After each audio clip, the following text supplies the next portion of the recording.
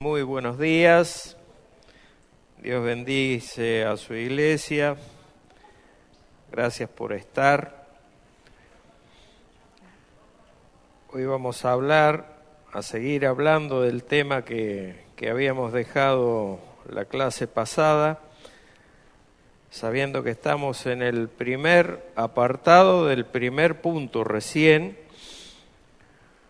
No es mi intención hacer algo profundo y extenso en cuanto a lo que es teológico o técnico de la Escritura, pero simplemente tenemos que saber las bases siempre, conocer las bases sobre las que está edificado todo.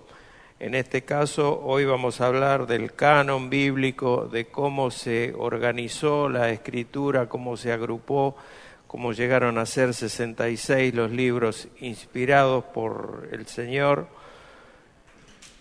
y no 72, 73, 74, 75, como por ahí el catolicismo romano tiene.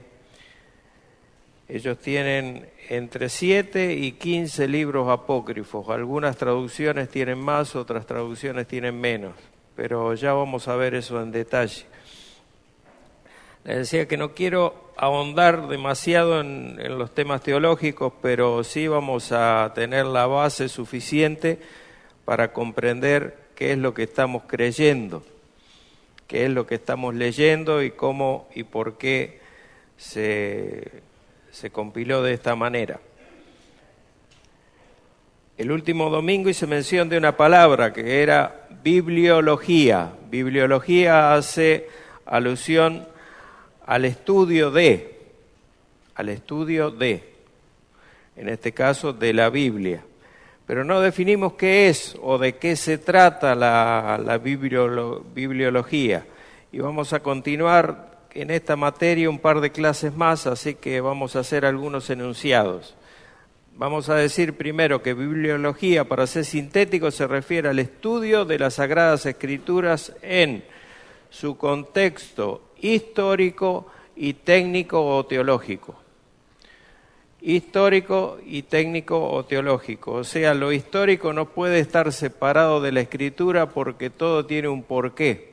Acuérdense que yo les decía que la mejor forma de saber cuánto conocemos y con qué seguridad estamos parados cuando hablamos de algo, cuando afirmamos una cosa, es poder responder a una pregunta que es ¿por qué?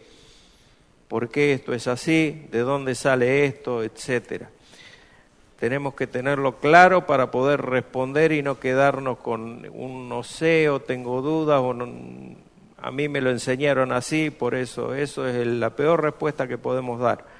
Tiene que tener un fundamento lo que creemos, siempre. También les hablé algo de otra palabrita que es la palabra apologética. No sé si todos sabemos y tenemos claro qué significa la palabra apologética. Apologética significa, resumidamente, defensa de la fe, la defensa de lo que nosotros creemos. Y en 1 Pedro 3, los invito a ir a 1 de Pedro 3, del 13 al 15, Primera de Pedro 3, del 13 al 15. Dice Pedro, ¿y quién es aquel que os podrá hacer daño si vosotros seguís el bien? Mas también, si alguna cosa padecéis por causa de la justicia, bienaventurados sois. Por tanto, no os amedrentéis por temor a ellos, ni os conturbéis, sino santificad a Dios el Señor en vuestros corazones y estad siempre preparados para presentar defensa con mansedumbre y reverencia ante todo el que os demande razón de la esperanza que hay en vosotros. La única manera de responder con paz a una pregunta, y todos lo conocemos a eso, es cuando tenemos una base sólida, firme y sabemos y estamos convencidos de lo que creemos. Cuando no estamos convencidos siempre empiezan hasta empezamos a enojarnos, empezamos a ofuscarnos ante una pregunta, y eso no debe ser así. Nuestra fe debe ser defendida con mansedumbre y reverencia, con respeto hacia el otro. Acá Pedro está escribiendo en un contexto de persecución por la fe, que es lo que vamos a ir enfrentando en los años que van a seguir. En los próximos años vamos a ir incrementando, viendo cómo se incrementa la persecución a la fe a través de la institución de ciertas pautas que el mundo está elaborando, como es, por ejemplo, un movimiento que se llama el Nuevo Orden Mundial, que ya fue enunciado políticamente en varios países y en el nuestro también. Tristemente, ese nuevo orden mundial es un nuevo desorden mundial, no es un nuevo orden mundial, porque si esto iba lejos de lo que era la palabra de Dios o la obediencia o la consideración siquiera a la palabra de Dios, el nuevo orden mundial ya va en un sentido más antagónico todavía. Ya se han promulgado muchas leyes, se están alineando para promulgarse otras tantas, y hay una en especial que es muy triste y lamentable, que no la voy a nombrar porque es muy sensible, pero ya se ha promulgado la ley del aborto, o sea, una madre tiene derecho a matar a su propio hijo. Se han promulgado leyes de tolerancia hacia lo que Dios llama pecado, como el movimiento LGTB, etcétera, etcétera, etcétera. El mundo va de mal en peor y nosotros tenemos que tener argumentos firmes para poder decir que lo que creemos está fundamentado en algo realmente firme, en la roca que es Cristo.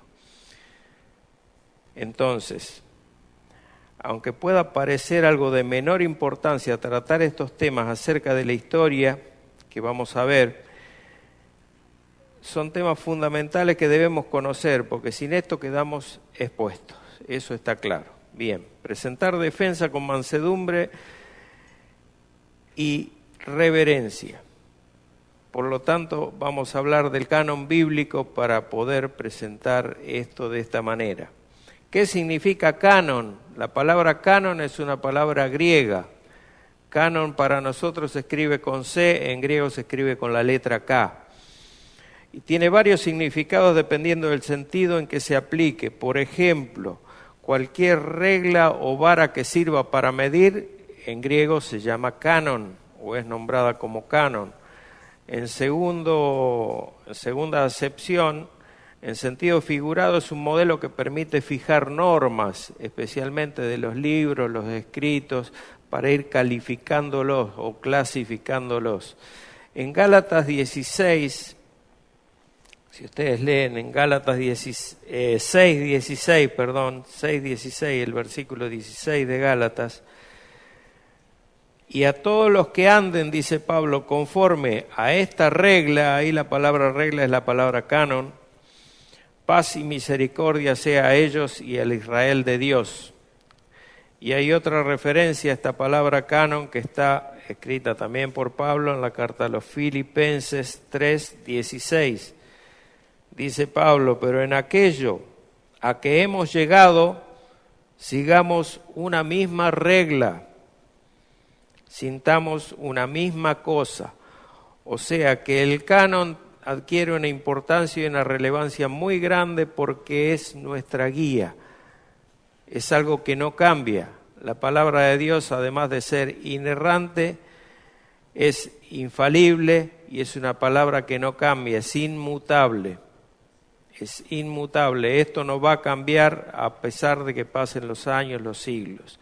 Strong define canon como vara, como norma de fe y práctica y por implicación límite, frontera o esfera de actividad. En definitiva, en resumen, es una regla. El canon es una regla por la cual estos libros que tenemos nosotros, estos 66 libros, están aquí por una razón. Después, una tercera acepción dice que es doctrina cristiana ortodoxa en contraste con la heterodoxa. O sea, la ortodoxa es la forma en que nosotros interpretamos la Escritura en contra de una manera ortodoxa, que es cuando uno se opone a ciertas cosas que la Escritura dice o la tuerce. Eso es una forma heterodoxa de ver la Escritura. Y cuarto, que es la forma en que nosotros lo vemos, canon significa que es considerado como una única forma de fe y conducta, que es lo que dice nuestra declaración de fe en el punto 1. Es la única forma de fe y conducta por la que nosotros nos regimos. Un libro que tiene derecho a estar incluido dentro de la Biblia, dentro del canon, se llama canónico. Todo libro que no tiene esta característica que cumple para poder estar dentro del canon bíblico se denomina no canónico. Entonces, el derecho de un libro a estar incluido dentro del canon bíblico es la canonicidad. La canonicidad es una capacidad especial de un libro para poder estar incluido acá dentro de los 66. Los primeros libros canónicos. ¿Cuáles son los dos primeros libros canónicos que a ustedes les parece que existieron en la Biblia? Los dos primeros libros canónicos que existieron en la Biblia, esto es tramposo, pero fueron las dos tablas de la ley. El segundo libro canónico que apareció y que fue parte de lo que después fueron las Sagradas Escrituras o los escritos sagrados, como los llamaban los judíos, es el llamado libro de la ley. El libro de la ley, si bien hoy está dentro de todo lo que es la Biblia, antes fue un libro que fue escrito por Moisés, redactado por él, y comprende desde Éxodo 20, 23 a Éxodo 23, 33. Si ustedes anotan esto y lo leen después en su Biblia, van a ver que hay una sucesión de reglas y leyes por las cuales los judíos se comenzaron a regir, que eran leyes sociales, leyes de convivencia, que después fueron agregadas por Moisés las demás leyes, la del libro de Levítico, por ejemplo, etcétera. Este libro de la ley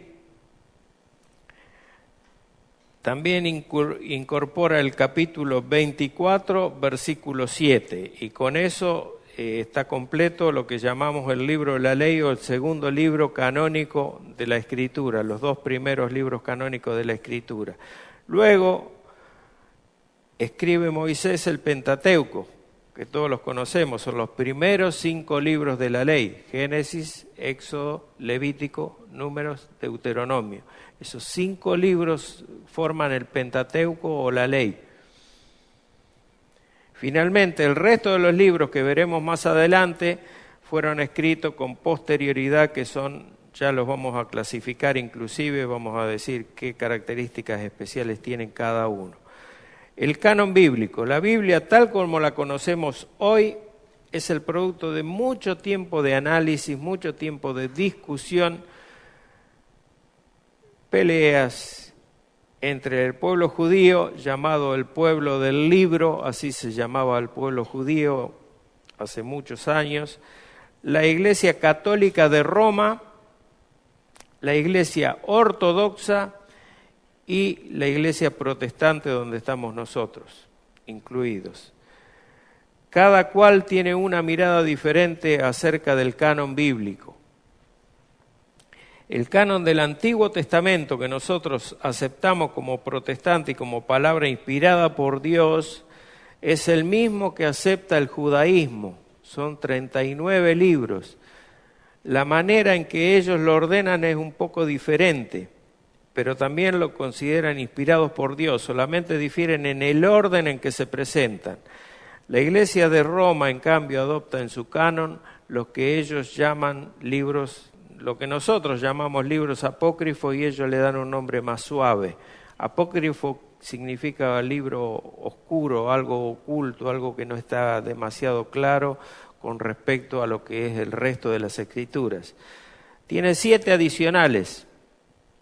Ellos actualmente en la mayoría de las traducciones de las Biblias católicas romanas hay 7 libros que están adicionados a los 66, a los 39 del Antiguo Testamento. Están todos en el Antiguo Testamento los agregados.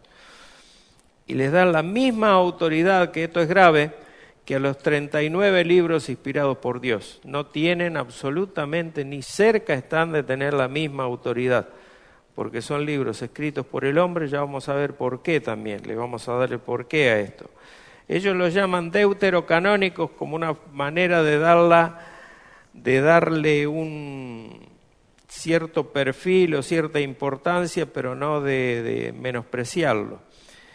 Ahora vamos a ver el contenido del Tanaj, o cómo ven la Biblia los hebreos, cómo la compilan ellos. Eso lo llaman Tanaj. Primero aparecieron los Tanaj más los apócrifos en la época de la Iglesia de Roma, y los libros del canon hebreo, el de la Tanaj, viene de la Septuaginta. La Septuaginta, la famosa Biblia de los 70, la famosa Biblia que fue traducida por los 70, y incluye 15 libros apócrifos, además de fragmentos y capítulos que se añaden a los escritos existentes en la Biblia hebrea. Esto lo hace catolicismo romano. Les voy a leer nada más cuáles son, no vamos a describir absolutamente nada ahora. Son los siguientes: la tercer libro de Esdras, Tobías, Judith, Sabiduría, Eclesiástico, Baruch, Epístola de Jeremías, primera, segunda, tercera y cuarta de Macabeos, la oración de Manasés, libro de los Salmos de Salomón, libro de Enós, Jubileos, Apocalipsis de Baruch, los Polipomenos de Baruch. También hay fragmentos, el himno de los 3 jóvenes, que es un adicional a Daniel, un agregado a Daniel 3 más precisamente. La historia de Susana, también un agregado a Daniel en Daniel 13. La historia de Bel y el dragón, también un agregado al libro de Daniel. El resto de Esther se agrega en Esther 10, del 3 al 14, el Salmo 151, etcétera. El texto de la Septuaginta sufrió varias revisiones a raíz de todo esto. Había que buscarle la forma de acomodar tantos libros apócrifos y meterlos acá sin que se notara demasiado. El Tanaj es un acrónimo del hebreo. Es el conjunto de 24 libros de la Biblia hebrea. Lo que nosotros tenemos en 39 libros, los judíos lo tienen en estos 24 libros. ¿Por qué? Porque hacen un resumen. Ellos, ya lo vamos a ver, Crónicas, Reyes y todo lo que son primero y segundo libro que tenemos nosotros, lo ponen en uno solo. Nosotros lo denominamos Antiguo Testamento, ellos lo denominan Tanaj. ¿Qué es el Tanaj? Es el acrónimo, como les decía, que son las 3 letras iniciales que resumen las 3 partes en que ellos dividen su Torá o su ley o su Biblia. Primero está la Torá propiamente dicha, que es instrucción, o la ley, que es la palabra de Tanaj. Los Nevims o los profetas, también llamados los profetas, ellos los dividen en la ley, los profetas y los Ketubim, escritos o también llamados los salmos. A esto Jesús hizo referencia, si leemos Lucas 24, 44, vamos a ver cómo el Señor hace referencia a estos libros. Acá lo tengo. Dice la palabra de Dios, y les dijo Jesús: estas son las palabras que os hablé estando aún con vosotros, que era necesario que se cumpliese todo lo que está escrito de mí en la ley de Moisés, la primera parte, en los profetas, la segunda parte, y en los salmos o los escritos. Esas son las palabras de Jesús, citando todo el Antiguo Testamento. O sea, Jesús está diciendo todo lo que se ha dicho de mí en todo el Antiguo Testamento, que es donde aparece Jesús Los judíos no tienen razón para negar a Jesús. Es más, les salta a la vista por todos lados el Mesías y ellos lo niegan porque han hecho un ejercicio durante muchos años a través de su porfía, de negar al Cristo, al Mesías, y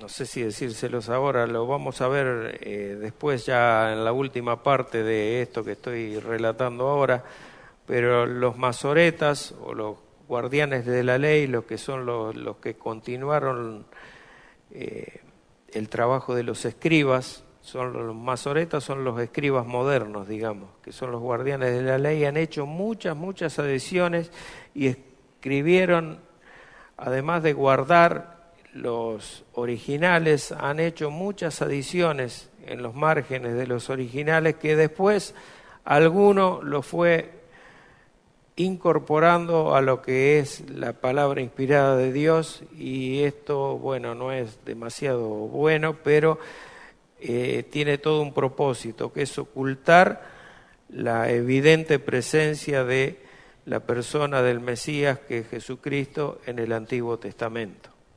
Ellos por eso lo niegan y por eso tienen ciertas chicanas en algunos lugares. Donde se le hace difícil es en el libro de Isaías, por ejemplo, ocultar a Jesucristo. Pero bueno, hacen lo posible. Torá, la ley o instrucción, comprende Génesis, Éxodo, los mismos libros que nosotros. La Nebim o los profetas es Josué, Jueces, Samuel. Primera y segunda Samuel en uno solo, es solamente Samuel. Reyes, que es primero y segundo de Reyes, están en un solo libro también. Isaías, Jeremías, Ezequiel, el libro de los 12 profetas menores, es un solo libro también, que son los mismos 12 que tenemos nosotros: Oseas, Joel, Amós, Abdías, Jonás, Miqueas, Nahum, Habacuc, Sofonía, Ageo, Zacarías y Malaquías. Esos 12 lo tienen en uno solo. Después la Ketubim, o los escritos, está compuesto por Salmos, Proverbios, Job, el Cantar de los Cantares, Ruth, Lamentaciones, Eclesiastés, Esther, Daniel, Esdras y Nehemías en un solo libro. Esdras y Nehemías forman un solo libro para los judíos, y Crónicas, que el primero y segundo libro de Crónicas está también en uno solo. O sea, lo que nosotros tenemos separado como Crónicas, Reyes y Samuel, ellos lo tienen en uno solo. Tenemos separado Nehemías y Esdras y ellos lo tienen en un solo libro. Por eso se hacen 24 y no 39. Luego, si vamos a la Biblia, Reina Valera 60, que es la que usamos nosotros y es una de las traducciones más fidedignas y textuales de la Biblia, vamos a clasificar los libros y vamos a darle la característica que tiene, cómo están agrupados. Por ejemplo, el Pentateuco son los 5 que ya nombré 2 veces, así que no lo voy a nombrar una tercera. Pero después hay los llamados libros históricos. Libros históricos, que son ¿cuántos libros los históricos? 12 libros.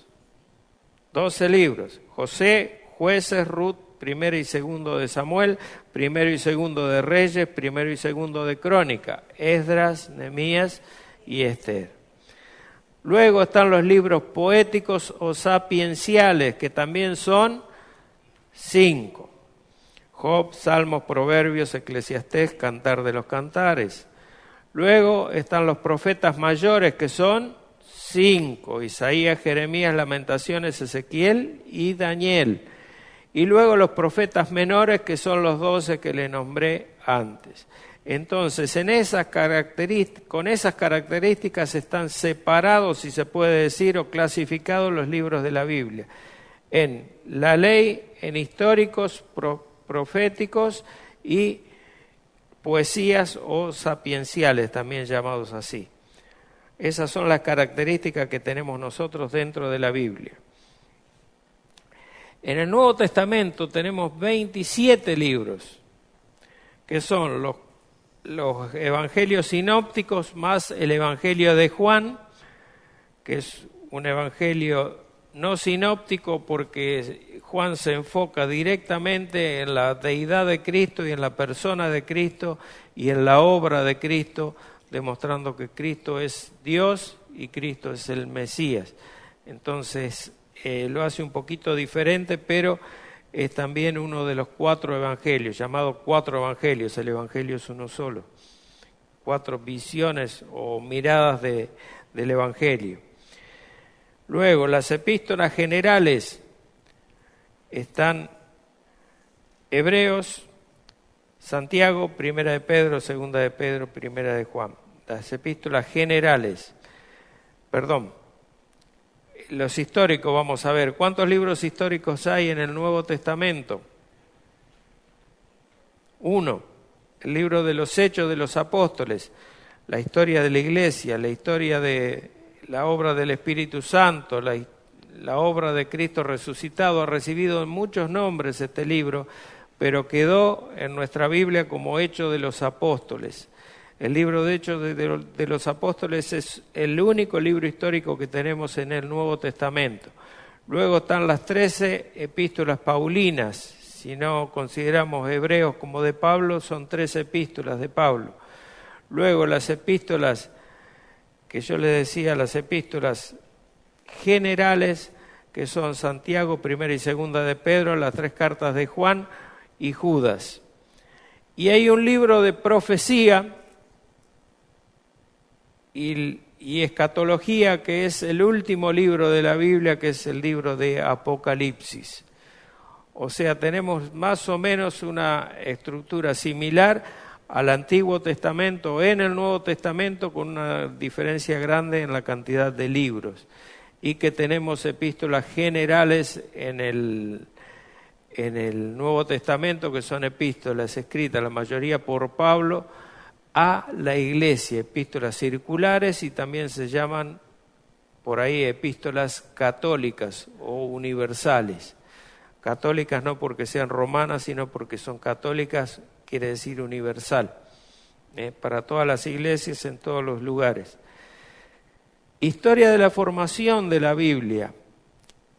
La Biblia en griego, o Biblia de los 70, o Septuaginta en latín, es una colección de escritos, la mayor parte traducidos del hebreo y otros redactados originalmente en griego, que son precisamente los libros apócrifos, que formaron parte del bloque primigenio del Antiguo Testamento que se utilizaba en Alejandría. En Palestina y en el resto del mundo, o sea, al sur, se han usado materiales literarios de los que no se sabía muy bien su procedencia, pero se han utilizado igual. Un ejemplo eran los libros apócrifos, de lo que la versión Septuaginta contenía. Ellos lo usaban. Estos materiales circulaban libres en Palestina, en el sur, y en Alejandría, en el norte. La diferencia es que los judíos palestinos a estos libros apócrifos los tenían a un lado, no lo consideraban parte del canon que ellos respetaban. Entonces, los alejandrinos sí, los alejandrinos se comían todo lo que tenían, lo que les venía, y esto es por una sola razón, que tenemos que tener cuidado nosotros. Por eso yo muchas veces cuando leo que hay faltas de ortografía cuando se escribe, hay que tener cuidado, porque esa falta de ortografía uno lo toma como palabra, quiere decir que no está tomando mucha conciencia o no está teniendo mucha memoria de lo que está leyendo. Porque si yo leo una palabra en la Biblia y después cuando la escribo mal, con falta de ortografía, quiere decir que algo no me quedó muy grabado. Entonces, lo mismo puede ocurrir con la parte doctrinal. Cuando yo leo cualquier cosa que no tiene que ver con un fundamento bíblico, por más que venga de algo que me digan que es la Biblia, yo no lo puedo aceptar así como así, sino que tiene que tener un respaldo. Y la primera alerta que me tiene que saltar es cuando tiene cierta contradicción o cierta oscuridad con respecto a un concepto básico que yo ya tengo fijado. Entonces ahí tengo que prestar atención. Ahí tengo que prestar atención. Entonces, los alejandrinos se comían todo y leían todo y lo tomaban, tanto los apócrifos como los inspirados lo usaban de la misma manera, con igual autoridad. Esto es malo porque enseña cosas que ya vamos a ver no son lo que Dios quiere que nosotros aprendamos. Y además es pecado. Además es pecado, que es lo más grave. Su poco celo y poco conocimiento de las Escrituras ha sido el motivo por lo cual la Iglesia Católica de Roma y la Iglesia Ortodoxa han empezado a mirar con cariño estos libros apócrifos y lo han tomado para sí antes de considerar si eran libros inspirados o no. Si ustedes leen cualquiera de los libros apócrifos, sobre todo Macabeos, Baruch, van a ver que son libros que tienen un lenguaje, están escritos con un estilo que contrasta terriblemente con lo que la palabra de Dios escrita por Moisés y escrita por los profetas y escrita en los salmos. La manera en que está escrito es muy diferente, resalta mucho la diferencia, salta mucho a la vista gramaticalmente como está escrito el libro. La Iglesia Católica de Roma inclusive los ha canonizado, terminó canonizándolos, o sea, incluyéndolos en el canon, a la fuerza, porque dijimos que tiene que tener ciertas características y cierta autoridad para estar incluido un libro como canónico, o ser llamado canónico. Estos no lo son, pero ellos le dieron un nombre que es deuterocanónicos, o sea, como libros segundos o secundarios de la Biblia, del Antiguo Testamento. Este segundo canon es un invento que carece completamente de autoridad y porque no es palabra inspirada por Dios, y ya lo vamos a ver. Deuterocanónicos, libros apócrifos bautizados o bautizados apócrifos. Cuando vemos la lista de los libros del Antiguo Testamento en cualquier traducción católica de la Biblia, nos encontramos que hay una serie de libros adicionales en comparación con nuestras versiones, así como algunas añadiduras al libro de Daniel. Esther también sufrió añadiduras. Estos libros son llamados apócrifos, lo que significa oscuros, libros oscuros. Y son libros que no pertenecen al canon bíblico, la palabra inspirada por Dios, ni aceptada por los judíos ni por nosotros los protestantes. Algunos de los libros apócrifos que figuran ya como parte del canon bíblico de la Iglesia de Roma son Tobías, que es las aventuras de una familia judía viviendo en Asiria. Es un relato. Judith, que es la historia de cómo Judith, que significa la judía, salva al pueblo de Israel de los asirios. No voy a hacer comentarios. Adicionales al libro de Esther, una colección de adiciones de la Septuaginta al libro de Esther. Sabiduría de Salomón, una colección de proverbios. La última parte del libro contrasta a Israel con Egipto. Hace un contraste entre Israel y Egipto, la última parte. Baruch clama haber sido escrito por el siervo de Jeremías y consiste en alabanzas, oraciones y promesas. La historia de Susana. Susana es acusada de inmoralidad, pero es rescatada por Daniel en Babilonia. Es una historia de amor. Está incluido dentro de Daniel 13. Canción de los tres hijos. Canción de Sadrach, Mesad y Abed-nego en ocasión del horno ardiente. Está insertado en Daniel en el capítulo 3, desde el versículo 24 al versículo 90, hicieron ellos. Luego Bel y el dragón, que son las aventuras de Daniel al rehusar adorar al ídolo de Bel. En Daniel 14 lo incluyeron a esto. Y después de los cuatro escritos de Macabeo, dejaron primero y segundo de Macabeo, que es una narrativa histórica de la guerra de independencia de los judíos, encabezado por Judas Macabeo. Es un libro histórico en realidad, pero no es un libro inspirado. porque trae, ya vamos a ver por qué, las herejías que trae. ¿Por qué entonces las versiones católicas romanas incluyen estos libros? Si vamos a dar una respuesta corta a esta pregunta, es por su poco temor a Dios. Es por su poco temor a Dios.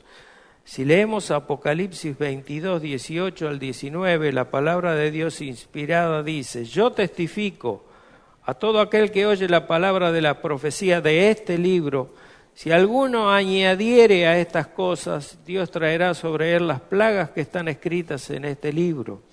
Y si alguno quitare de las palabras del libro de esta profecía, Dios quitará su parte del libro de la vida y de la santa ciudad y de las cosas que están escritas en este libro. Esta advertencia de parte de Dios es sumamente seria como para que un creyente las ignore así porque sí. Es demasiado serio, pero claro, hay que ser un creyente. Hay que ser un creyente. Otro porqué, históricamente podemos decir que el problema fue que Ptolomeo II, Filadelfo, y acá les aclaro que hay varios Ptolomeo, empieza con P, Ptolomeo, segundo, quinto, sexto, séptimo, es un título, no es un nombre. Es como el César, como los romanos tenían al César, bueno, estos griegos tenían a Ptolomeo II. Este era Filadelfo, el nombre.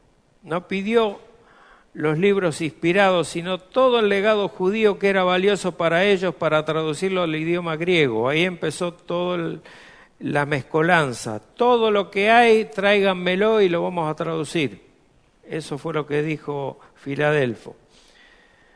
Se trató de un tratamiento descuidado e ignorante de la palabra inspirada que fue mezclado con la apócrifa.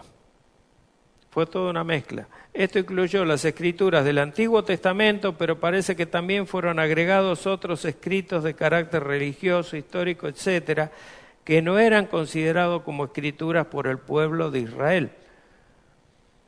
Pero donde manda capitán no manda marinero. Entonces, como Ptolomeo tenía un título, él hizo lo que quiso.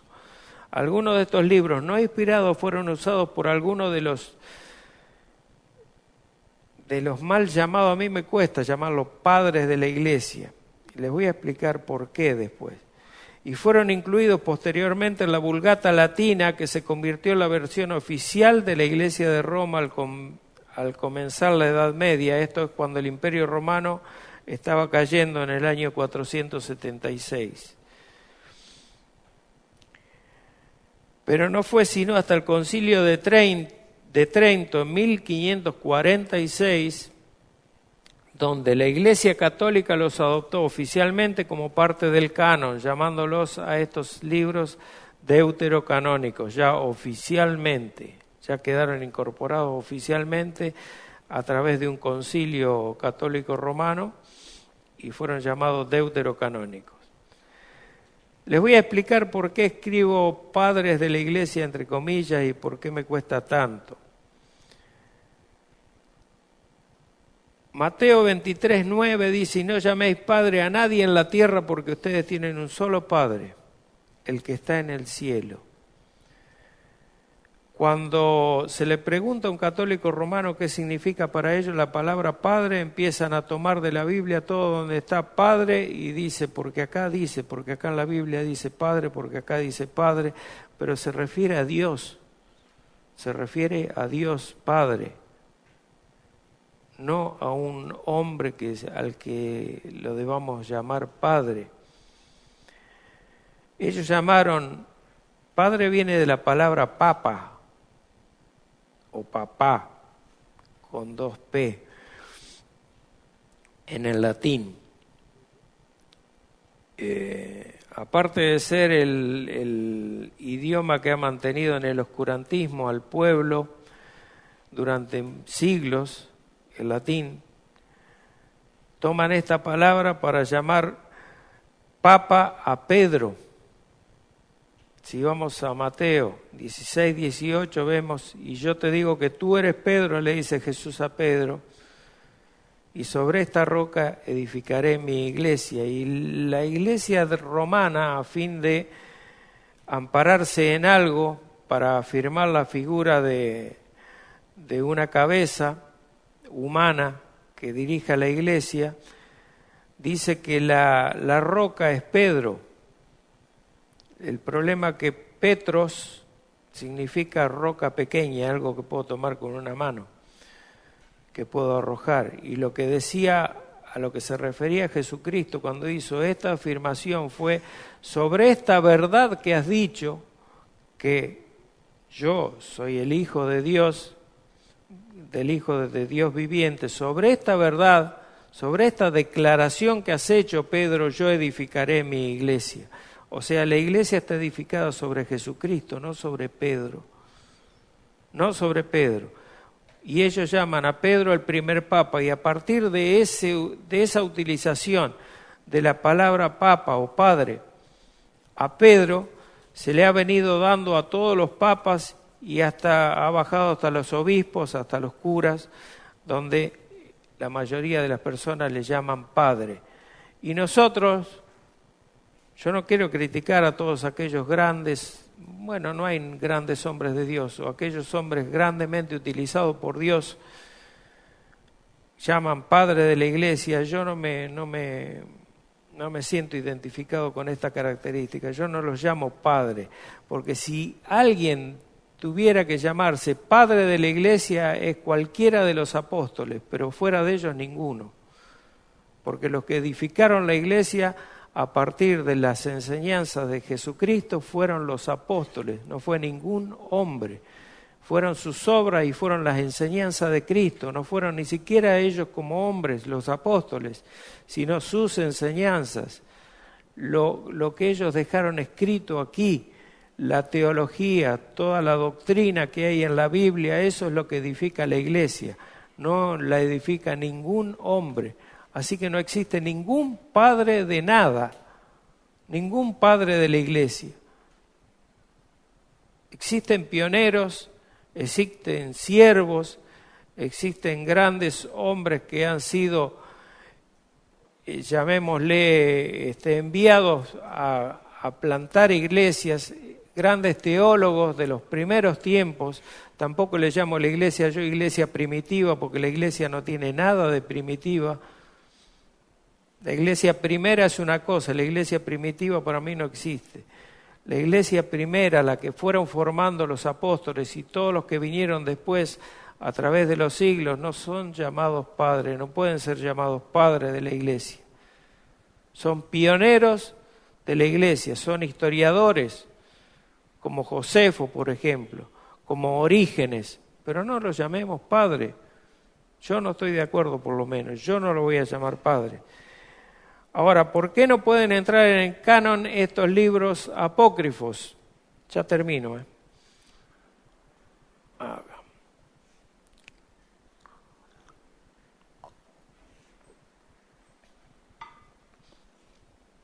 Nosotros como protestantes rechazamos los libros apócrifos que incluyen las versiones católico-romanas por las siguientes razones. Les voy a dar nada más que 3. Para no extenderme. No fueron incluidos en el canon hebreo originalmente. El canon hebreo no contiene ningún libro apócrifo. Ninguno de ellos fue citado por Cristo o los apóstoles. Cuando yo leí recién que citaba al canon hebreo, cuando decía lo que se dice de mí en la ley, los profetas y los salmos, Jesucristo no llamó ningún apócrifo. No nombró ningún apócrifo, no dijo lo que dice Juan Macabeo en su libro, lo que dice Baruch, o lo que dice Judith, o lo que dice Esther, no dijo eso. Tercero, ningún canon o concilio de la Iglesia cristiana de los primeros 4 siglos reconoció los apócrifos como inspirados. Y algunos de los llamados padres de la Iglesia o pioneros de la Iglesia se opusieron a ellos vehementemente, algunos, otros lo adoptaron, ojo. Por eso cuando hablemos en algún momento, si llegamos a hablar aquí de estos llamados padres o pioneros de la iglesia, vamos a ver que hay algunos que no son muy recomendables también, con respecto a su doctrina o a su historicidad que nos dejaron, porque ellos son los que forman parte de la tradición, o sea, todo lo que es extrabíblico. ¿De dónde lo sacamos muchas veces nosotros? De lo que es la tradición, lo que fueron escribiendo ellos a través, pero es extrabíblico. Entonces, lo que sabemos que es la verdad es la palabra de Dios. Lo que es extrabíblico, yo tengo mis serias dudas. Hay muchas cosas, muchas cuestiones extrabíblicas que nosotros inclusive como evangélicos protestantes lo adoptamos y lo enseñamos inclusive. Justificamos la cruz invertida que utiliza el Vaticano, que es una señal del anticristo y una señal satánica, diciendo que porque Pedro fue crucificado cabeza abajo. No sé, a mí no me consta, discúlpenme que sea un poco Tomás en ese sentido, pero a mí no me consta. Nada de lo que digan los libros fuera histórico, por más histórico que sea, fueran de lo que es la palabra de Dios, la Biblia, que es la única verdad, no existe nada. Fuera de esto no existe nada. En el caso de Agustín es muy particular en este sentido porque él incluyó en su canon personal a estos libros apócrifos y lo consideraba como de menor importancia, como de segunda categoría. Y acá voy a hacer un paréntesis y voy a hacer una aclaración. No quiero atacar a nadie por una cuestión de cómo llamamos las cosas nosotros o qué palabra utilizamos. La Biblia, este libro sagrado, contiene doctrina, es todo doctrina, desde la primera palabra hasta la última. Desde Génesis 1:1 a Apocalipsis 22:21 es doctrina. Pero esta doctrina no tiene doctrina principal o doctrina fundamental y doctrina secundaria. Es una cuestión semántica, ya lo sé, pero no nos acostumbremos a llamar las cosas como no son. Hay doctrina fundamental y doctrina general en la Biblia. No doctrina secundaria, porque si yo digo secundario estoy hablando de los libros apócrifos, que son libros secundarios, son libros de los que yo puedo prescindir, porque son secundarios. Entonces, la doctrina que tiene nuestra palabra de Dios, nuestra Biblia, es doctrina fundamental y doctrina general. Dentro de la doctrina general existen señales que van cambiando con los tiempos y con las aplicaciones según las iglesias, como las van. Por ejemplo, les voy a dar 2 ejemplos. El bautismo. Hay iglesias que muy sanamente bautizan en el nombre del Padre, del Hijo y del Espíritu Santo. Entonces zambullen a la persona en el nombre del Padre y la sacan, la zambullen en el nombre del Espíritu Santo y la sacan, en el nombre del Hijo y lo sacan. Es una forma que tienen ellos de ver las cosas. Nosotros sabemos que somos sepultados juntamente con Cristo, como dice la Escritura, una sola vez, y es suficiente, pero ellos le interpretan de esa manera. No hay nada de malo, porque ellos están reconociendo la Trinidad y están reconociendo todo lo demás, que somos bautizados después que creemos, y no, el bautismo no es para salvación, etcétera, etcétera.